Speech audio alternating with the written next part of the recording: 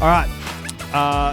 Hello. Welcome back to the SuperCoach Experience podcast Q&A episode. I'm joined by Grant McCartan, the coach of the Protect. Why was that so unnatural? I don't know. It sounded like you were like someone was doing that for you. It sounded like you were like a puppet for someone else. It was like an AI version. Yeah, of me. no, I mean, this is. Did you like it? I can safely say I'm sitting across from the real Brandon Savage. This is not some AI version. This is not something he's cooked up in a lab somewhere. So, yeah. Hello to you too, Brendan. Speaking of cooking in a lab, I am ready to absolutely rip at Magic Round this weekend, is what I would be saying if I was going. But I'm sure you're excited. You're probably on your way by now by the time this uploads. When are you going up? I'm going up Thursday, Arvo. You excited? I already asked that in the last episode. That's okay. That's right. You can ask twice. What are the big things at Magic Round weekend that you look forward to? Caxton Street on the Saturday is unreal. Yep. I think it's the best. I think getting there early, they're in the morning or like around midday, so you get a few hours beforehand. I don't stay Caxton Street during the night so much, even though it is good fun there. I like to go to Fortitude Valley and let my hair down. Why Fortitude Valley? I've never been there either. Look, I'm probably getting a bit old for it, but it's just good. It's just fun. Just a bit of fun. I love the Caxton just because you see everyone you see online all the time. Caxton's good. So, I just remember seeing Donnie there just owning the bottom floor. I don't know if you know Donnie Sports on Instagram. We got the chocolates were there. My brother was there and absolutely loving life because he listens to their podcast and he was like, oh, you got to listen to these guys. And I'm like, hang on a minute. One of these guys actually follows our podcast. So, I got Goaty there, sent him a message saying, hey, where are you? Because I saw the other guys there and I'm like, I sent a photo with one of the guys, Lee, and he came down within like 20 minutes. It was so funny. He's like, FOMO, missing out because they live in Brisbane. So, right. Good time. I'll be back next year, though, so very excited. Let's do the Q&A. George, best downgrade option for Jaden Campbell, considering CHT. Looked at CHT, 459K, was it? Or is it over 500 now? I think he's right around that mark. And I would have said there was a stage when everyone was getting on Jaden Campbell or like trying to run two-gun 5.8s where I actually said to Kane, who's in the chat, and he's ranked 72nd. He's not now, but he was. He's not anymore. Nah. How'd he mess it up? Well, you're gonna have to ask him that, mate. I'll leave that to you to ask him in the WhatsApp. But look, where I actually tipped him onto CHT, just 'cause I thought at that time if you couldn't afford a gun, like I thought that he just looked really good on that edge, and he's got decent bait. Like his involvement's pretty good. I can't recommend him now. Like he hasn't had a game under 50 this year, but he's also not really gone over 60 too often, or I think only one game. So I also think the way he's getting his points is very awkward. Like it seems like he's getting a lot from kicks. Yep. And I think he's playing very well. Yep. He's defending well, but I think he's just falling into a lot of points, and it's just not. It just seems like he's not forcing the points too often. Yep. If that makes sense. So, like with a try assist, like if your kicking game's good, you're going to get try assist from kicks. So, he's getting it here and there, but I also think he's topped out. I had someone ask me about him this week, and I'm just like, he's made his money. He doesn't really have a ceiling. Yeah, he'll score a couple of tries here and there and score over 80, but like he's not scoring a 100-plus score. And at 5'8", especially at a high-scoring spine position, I think that's why there's no standout option because there's none available at the moment. Yeah, I agree. And, I mean, I guess if you're after an answer to that question, the best downgrade option this week is probably Jack Whiten, and I say that not overly stoked about it. Do you think the move to 5'8" affects him? Like, I know he gets his hands on the ball more. There was a week not long ago, and it might have even been when he was at 5'8", where he scored like 20, I think. Sorry, mate, I don't have that up. Nice. Sorry, just editing. What is up? Welcome to the SuperCoach Experience podcast. I've got to turn your volume up because you talk very quietly. I'll turn it up to, what do you reckon, 0.9? Well, I don't know. You turn it to whatever you need, mate. I'll be right. There you go. That's fine. You're quite loud, yeah. Yeah, it's good. Jack Whiten scored in 3 consecutive weeks, 29, 22 and 18. And one of them was at 5'8". So, look, I'm not saying that I don't think he's a good option. I just think he's the best of a very, very bad bunch. Stop playing him over everyone. Sorry. I'm trying to edit it so the podcast comes out on time. Yeah, I know. Everyone. I get that. Look, sorry. I'll answer the question. I don't think there is a good downgrade option this week. And we did talk in the main potty about liking King Tongia. Yep. I would say the best downgrade option for Jaden Campbell is to wait a week. That's my call. Yep. We haven't talked about Brimson. Like, Brimson was hot property at the start of the year. I think he just, he scored a lot of tries, hasn't really, and still lost money. So, but I don't know, he seems like the kind of person who a lot of people would be keen on at the price. Yeah, I think there's a heap of 5'8" who won't let you down at their price. They'll probably average around what they're, even like Adam Dewey or someone like that. There's probably a bunch of guys who you could just plug in there, but I don't like it. I'd honestly rather wait a week. We said, yes, Jaden Campbell enables you to make other moves right now, but is there anyone that is an absolute can't miss prospect this week that you have to have? So as in you have to pull the money out of Campbell this week? Yeah. I don't think there is. Nah, 100% agree. In other positions, that is. Yep. Travis, thoughts on Billy Burns as a short-term cash grab to replace Egan or Can't? Egan's starting this week, so obviously can't. You bank 100K from the trade, pretty good. A bit less than 100K. I'm getting in Billy Burns at the moment, but I definitely want to have more clarity on Teague Wilton. I think Billy Burns averaged 59.44 in 2023 when he played 80 minutes, so I think his pedigree is there.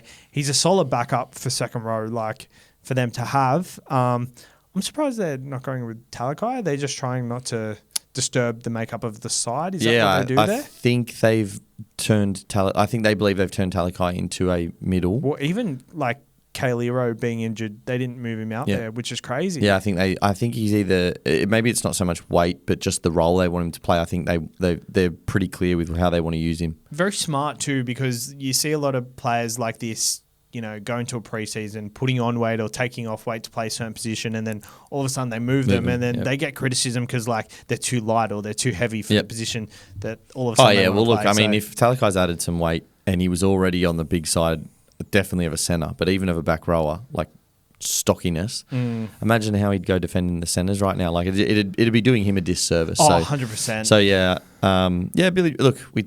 Billy Burns.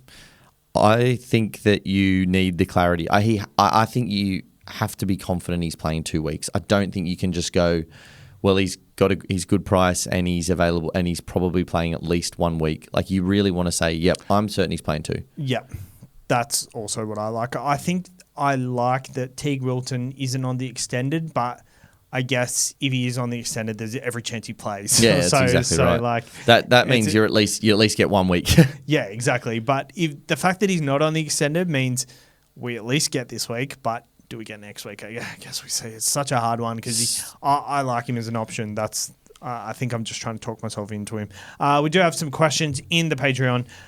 Matthew Gibson, thoughts on Furmore? Seems like his shit scores were at centre. If I go Hubner to centre, I probably won't be able to get Ola in if he misses Origin. Is it worth it?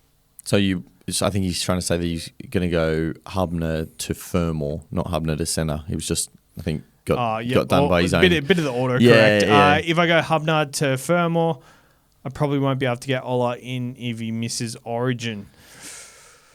Do you think Ola... But can you? Because, honestly, every chance Furmore plays Origin. That's exactly right. I don't think you're fixing... I think you're fixing one problem with the same... with a similar problem. I think Furmore, for me, I did my Queensland side yesterday, but all the audio was full, so it didn't actually record, which is funny because we did at the end of the episode for our NRL show. But... Furmore was on my bench to cover second row and be that kind of back coverage because I don't know if Billy's going to go with an outside back on the bench, and Furmore's the perfect guy. Plath is the perfect guy to fill in at hooker if Harry Grant gets injured. I just think there's a lot of different ways they can go. Yeah, I think that's fair.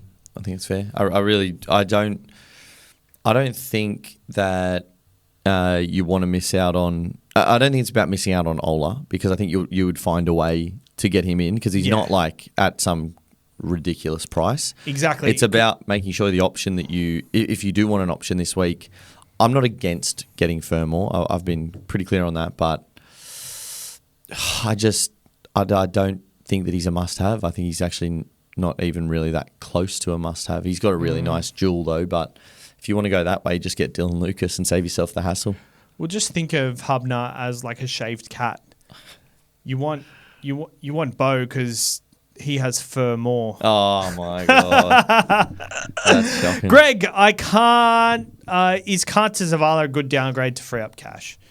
No, I don't like it. I don't like it. I don't like it. We talked about it in the last episode. His SuperCoach game just isn't. Rather you get like literally if you have to and you don't have another cheapie, because I've got for example my side I've got Tukey Simpkins, so I only want one nuff right now. If you're game enough to have two nuffs or you don't have one, just get Kane Bradley and use that duel, because he'll be handy when you've got a guy like Dylan Lucas or someone in your side and you can rotate. I'd honestly rather nuff than Savala. I've actually missed a player in the last episode that we haven't gone over. Oh. So this is exclusive stuff on the Q&A podcast. I like it. Xavier Willison. Yep. So we talked about all our second row forward options around like that 550k mark. Xavier Willison's actually starting on the edge, only available front row, but I think that's also good for some people because, you know, we've got Tino, we've got Horsburgh, we've got Nafahu White up front. Like, it does allow you to move someone down. You might end up not having a dual flexibility type person, but he'll get the dual by round 12 now by playing 3 games in the second row. He's available at second row. He's destructive. The last 2 weeks, he scored 37 and 85 in 63 minutes and 80 minutes on the weekend. I think potentially 80 minutes in the future. Let's have a look at his scores. 18 points in tackle busts on the weekend, 10 points in line breaks, 26 points in runs on the weekend. So that's what I like to see. How many in tackles? 17 points in tackles, so 43 pure base. So 17 runs, 9 tackle busts. 17 tackles, 9 tackle busts, and 18 runs. Yep. It's a pretty fair game for a back rower. It's a pretty fair game. He's destructive, so we know he will score them tries. I kind of like it. Yeah, I'm not against it at all. I don't need someone in my front row right now, but I've got nothing against it if you've got a dual guy that you can move up into the back row, because that ticks that box anyway. Like you're still fixing your depth. I just don't know how likely he is to play 80. Like, I feel like, like there is a quote from Code Sports, and I've got it here, that was shared on social media today. So Michael Maguire says Xavier Willison can be as destructive as Broncos legend Brad Thorne. Maguire is ready to shake up his back row on a permanent basis by deploying the front rower Willison in explosive bursts out wide to add more attacking punch on Brisbane's left. Explosive bursts is the key word there. That's where I got that. That's short stints. Look, he's probably the type of guy whose PPM could be quite good out there, but he's already 500k. If he was 380, 100k cheaper, I'd say jump all over him. But his floor, like the week before, he's probably where his floor is roughly 37 in 63 minutes. It's not horrible. Yep. But he's also not going to score a try every single week that he plays, and you've got a number of factors coming in. If there weren't so many decent options in the 2RF, and Billy Burns and guys like that weren't around, like there's just so much variety in the 2RF this week or in the next week or two that I just don't. Maybe he'll be the guy that everyone misses, and he could be the best pod player you have all year, but not for me right now. I tend to agree. I feel like I got him in draft last week, which I was very happy with. He was on my bench, so I made a way to trade people out to get his score. Oh, well done. Yep. Dropped all your bench. That's good. I'll have to have a look. Is that our draft league? Yeah. I'll have to have a look at That's who you the only draft league I have. I'll have to have a look at. I'm doing all right in that one. No, you are going well. I got Payne Haas, Ruben Garrick, and Olakuatu, so I think that's done well for me. Kiana Kinney-Pick has kind of burnt me a bit, though. Yeah, well, Nico Hines has kind of burnt me as well, so don't stress. Yeah, that's tough. I got Cleary as well, so that helps. That all. Yeah. Not trying to brag. We got another question here. Wolfie, thoughts on Billy Burns for Hubner or Egan? We talked about it. I'd definitely go Hubner. Yep. But we've talked about Billy Burns enough. Yep. So I guess if that's the question for who, I'd go Hubner. I've got Billy Burnout. Oh, yeah, that's a good one. I get it. Wolfie, again, is Jenkins worth a hole with no McLean? Yeah, I mean, I think that's fair. Look, he's not gonna. He's now lost a little bit of cash anyway, so he's not losing it hand over fist or anything like that. Garner, in what I've seen of him, isn't a playmaking centre at all by any stretch, but he is a willing catch and passer, and that's all you really need because McLean and even Talangi inside. I mean, Talangi's not going anywhere, so he's still a bit of a ball hog. Yeah, I mean, I don't think Jenkins is a must sell anyway. Like, even if McLean was there, I wouldn't call Jenkins a must sell. Like, he's a nice sell, like Kant, like Hiroti, but he wasn't like. It's not like he's 600K with 130 break even. Like, he'll lose a bit. He might lose a bit more money, but yeah, it's yeah. I think he's all right. I think he's all right as a hold. Yeah. Yep. Bear, who is a good downgrade from JC in the 5'8" position? Not someone to play each week, possibly a slow burn, but will free up cash. Looking at Whiten, minus 13 break even, 399K. Is it a good shout? I wouldn't call it a good shout. I wouldn't call it a good shout. We've talked about Whiten. We've talked about potential replacements. You want to know who Mikey's going this week? Who? Blaze Talangi. Yeah, I don't mind that. I don't mind it. I just don't know what's going on with the Cole situation. It does look like Blaze has maybe got that spot. Yeah. But I don't want a second gun 5'8" right now. But yeah, Blaze is a good option because he covers a lot of his buy coverage is pretty good. And you're going to feel like you need to play him.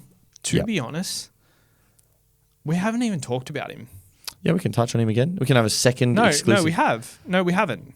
What? Lockie Galvin is 100% the best replacement. Oh, Lockie Galvin is the guy that I would have as my as if I wanted a second 5'8", and let's say I was a Munster owner, and what I was doing was bringing in my gun 5'8" now, ready to downgrade Munster when, at Origin or right before Origin, whatever it is.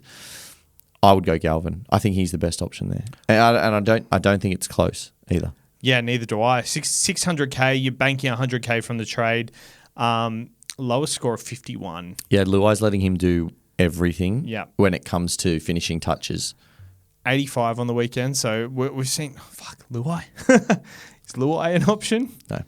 But he was better on the weekend. Like, he did run the ball a bit more. 2 try assists, 26 points in tackles on the weekend compared to pretty much 13 in tackles in previous weeks. Well, they did go the full 90 minutes, didn't they? Yeah, 12 points in tackle bus, in forced dropout, sorry. So he gets a lot of those, actually. 8 points in offloads. He loves an offload.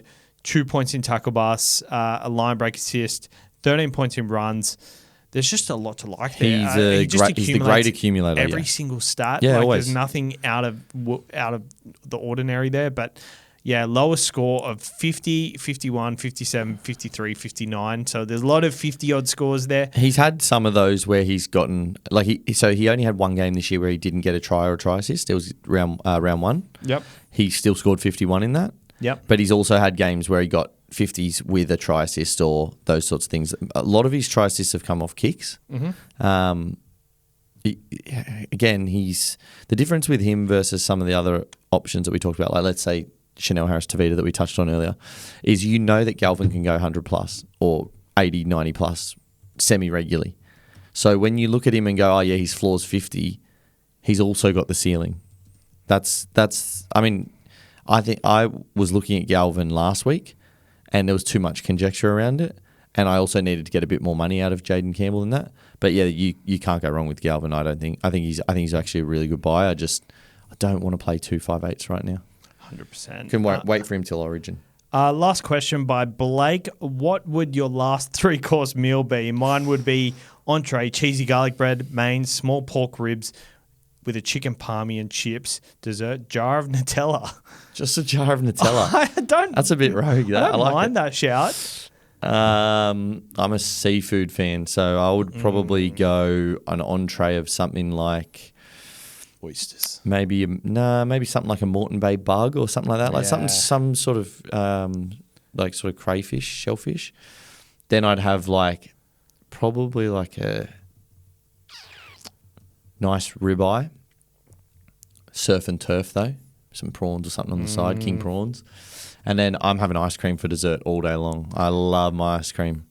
I used to go to this all-you-can-eat buffet at Guildford. Yep. Used to get prawns as my first dish. The second dish would just be bolognese meat. The third dish would be ice cream and jelly. Yeah. The fourth dish would be more prawns. Oh, back to prawns after ice cream. That's right. It was bold.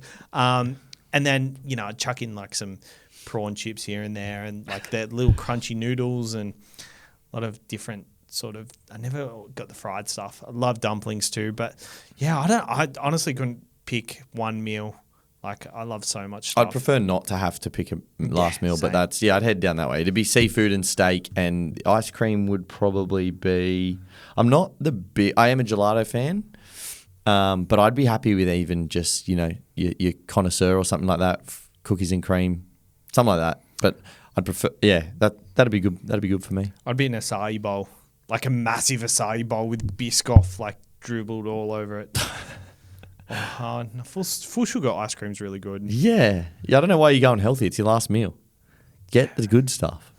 I still love acai bowls. Yeah, fair enough. I love acai bowls. All right, that's it. Good question. I didn't even answer it because I'm still You told us about the story. Yeah. That's enough. All right, thank you for jumping on. It's a late one, but the podcast is out now, so I was going to be here anyway. So Enjoy. enjoy.